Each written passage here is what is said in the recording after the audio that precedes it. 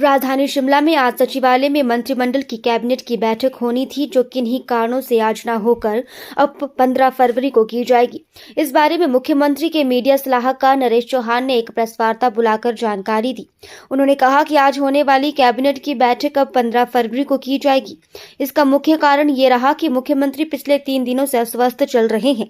उन्होंने कहा कि मुख्यमंत्री को पिछले 3 दिनों से वायरल टेम्परेचर है, जिसे देखते हुए ये फैसला लिया गया है ताकि अन्य कोई इससे प्रभावित न हो।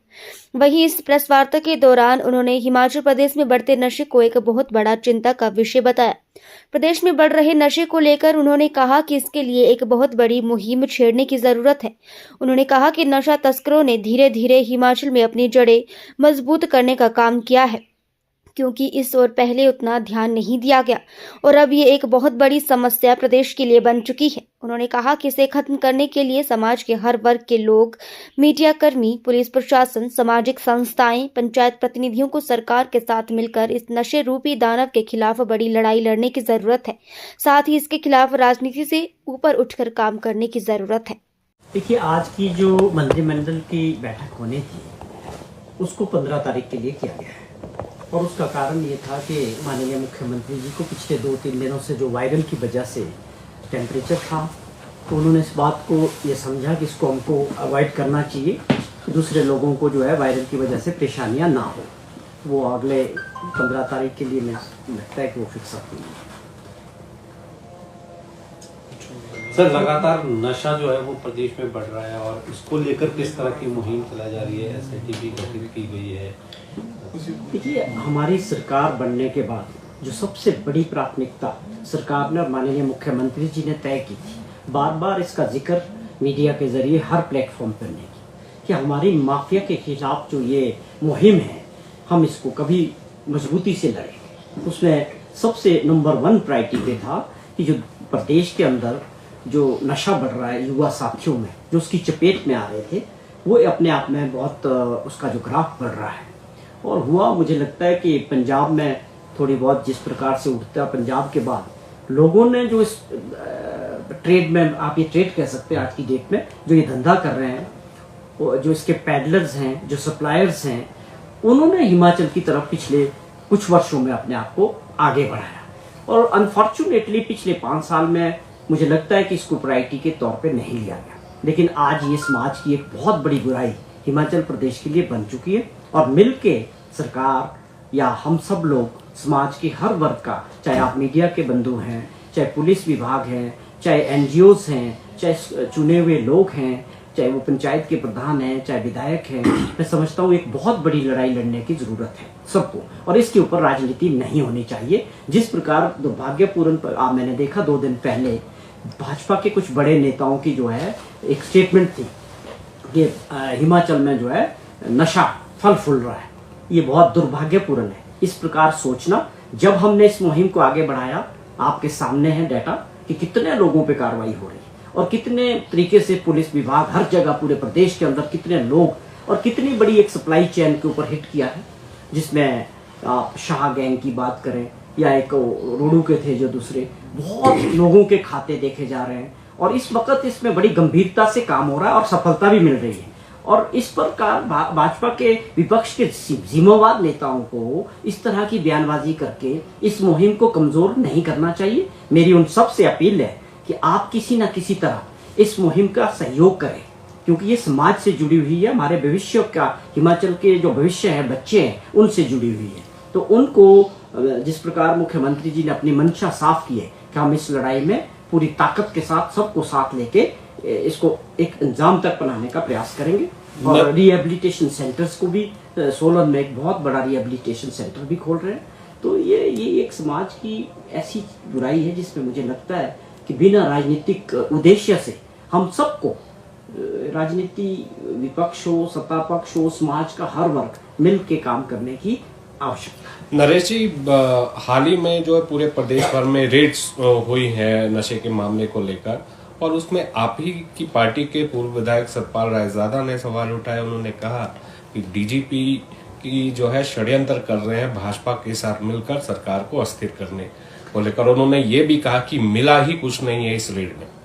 देखिए, एक चीज और इस बात को मैं जोड़ता हूँ आप ये समझें कि गंभीरता सरकार की इस बात से भी नजर आती है। इस पे कोई सरकारी कर्मचारी हो, किसी भी तरह का कोई व्यक्ति हो, वो पुलिस विभाग का हो, सरकार की गंभीरता बड़ी साफ है कि किसी को भी बख्शा नहीं जाएगा। जो भी आदमी नशे के साथ किसी भी तरह से मिलेगा, वो किसी भी पद पे होगा, उसके अगेंस्ट कार्रवाई होगी। ये एक अलग घटना है कि किसी जगह नहीं मिला या मिला, या किसी व्यक्ति विशेष ने किस संदर्भ में ये बात कही है, इस बात को वो बेहतर समझते हैं।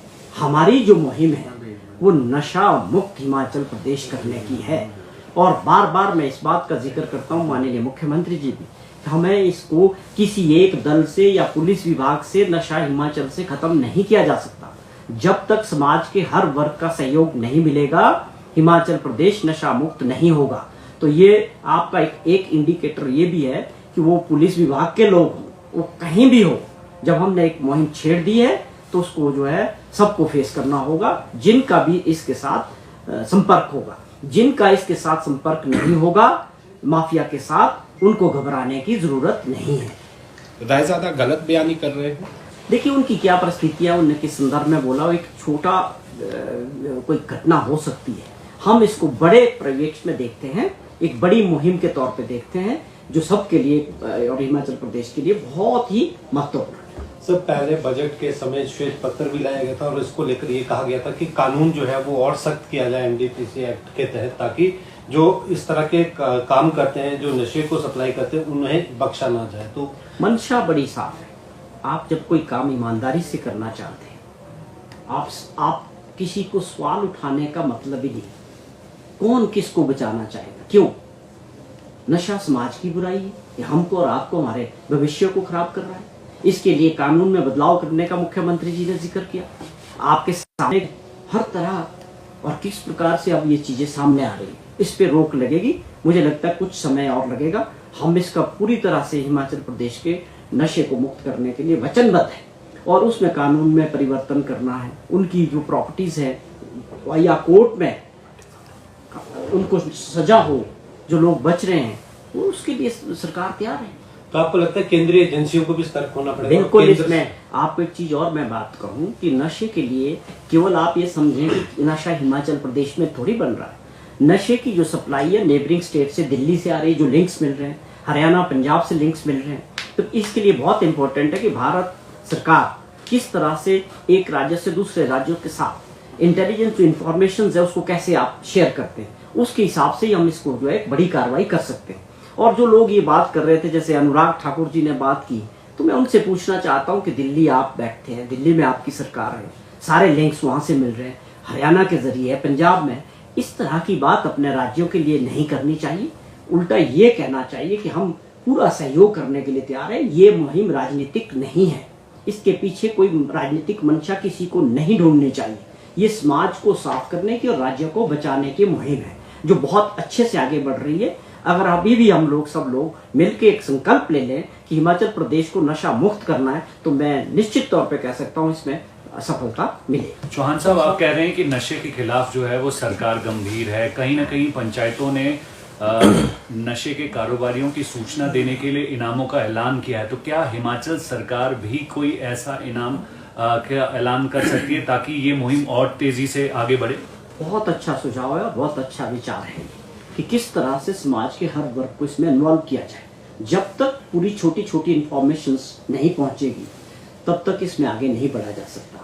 जो भी इसमें आवश्यक होगा किसी भी स्तर पे, सरकार खुले मन पे और खुले दिमाग से इस पे काम करने के लिए तैयार है।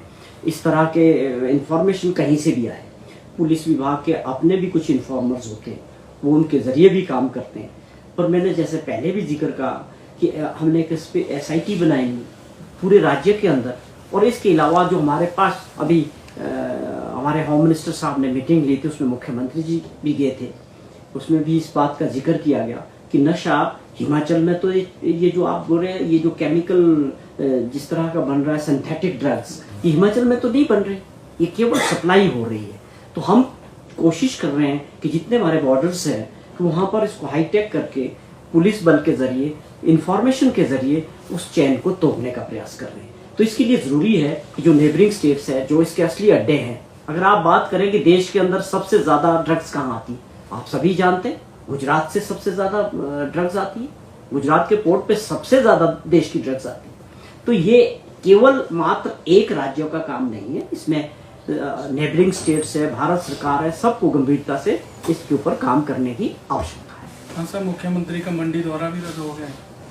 हाँ, क्योंकि थोड़ा सा उसमें रीशेड्यूल हुआ है। मुझे लगता है कि जो 14 का था कल का, और परसों जो है कैबिनेट मीटिंग है, तो उसको दोबारा से उसकी डेट्स चेंज हो गई।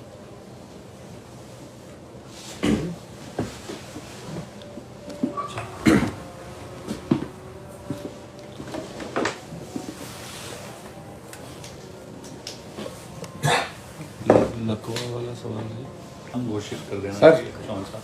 मैं बोला एक सवाल और कुछ सर जिस तरह से ये कैबिनेट मंत्री प्रोफेसर चंद्र कुमार ने बयान दिया कि कांग्रेस संगठन को जो है लकवा मार गया है, उसका समर्थन अब बीजेपी के पूर्व मंत्री ने किया है, विक्रम ठाकुर।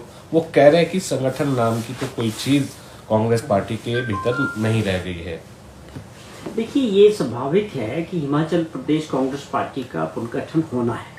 पीसीसी की बात करें, डिस्ट्रिक्ट कांग्रेस कमेटीज की या ब्लॉक कांग्रेस कमेटीज की, सभी बनने कुछ ऑब्जर्वर्स हाईकमान ने भेजे थे, वो अपने काम में लगे, उन्होंने अपनी रिपोर्ट तैयार कर दी है और पार्टी हाईकमान को सौंप दी है। बदलाव होने हैं, स्वाभाविक है, बहुत जल्दी हो जाएगा और इसमें कोई ऐसी परेशानी वाली बात नहीं है। ये ठीक है कि जो भावना उन्होंने मिनिस्टर साहब ने कही है, वो स्वाभाविक है कि पिछले 3 महीने से जो है कांग्रेस पार्टी का गठन ना होने की वजह से उसका जो कामकाज है वो रुका है। ये तो स्वाभाविक है और उसकी प्राथमिकता को राज्यों के नेता भी समझ रहे हैं और मैं समझता हूँ हाईकमान को भी इस बारे में पूरा अहमियत समझ रहे हैं कि हमको जल्दी से जल्दी जो है हिमाचल प्रदेश के कांग्रेस कमेटी का द्वारा जो रिस्ट्रक्चरिंग होनी है उसको कंप्लीट करेंगे। और जहाँ तक भाजपा का सवाल है, मैं पढ़ रहा था कि भाजपा के लोग कांग्रेस पार्टी के बारे में चर्चा कर रहे हैं। मैं समझता हूं कि उनको अपने दल में वहां गंभीरता है, वहां पर जिस प्रकार भाजपा 5 गुटों में बटी हुई है, सब सामने दिख रहा है। और उनका भी आप समझें कि जो भाजपा सी, जो कांग्रेस से जो लोग उनके घर में गए हैं पिछले वर्ष, उन्होंने जिस तरह से उनका वर्चस्व वहां बढ़ा है और उनकी सीधी पहुंच पार्टी हाईकमान तक बनी है और राज्यों के नेताओं को साइडलाइन करके वो जिस प्रकार से वहाँ काम कर रहे हैं भाजपा में, वो चिंता का विषय है। 5 दल बने, स्वाभाविक तौर पे जयराम जी की अपनी टीम है, बिंदल साहब की अपनी टीम है, अनुराग जी बड़े नेता रहे, मंत्री रहे, उनकी अपनी टीम है, नड्डा साहब सबसे बड़े नेता, उनकी अपनी टीम है, और ये कांग्रेस से जो लोग आए ये भी काफी बड़ी संख्या में है। और दूसरे के घर में जब कोई बाहर से आता है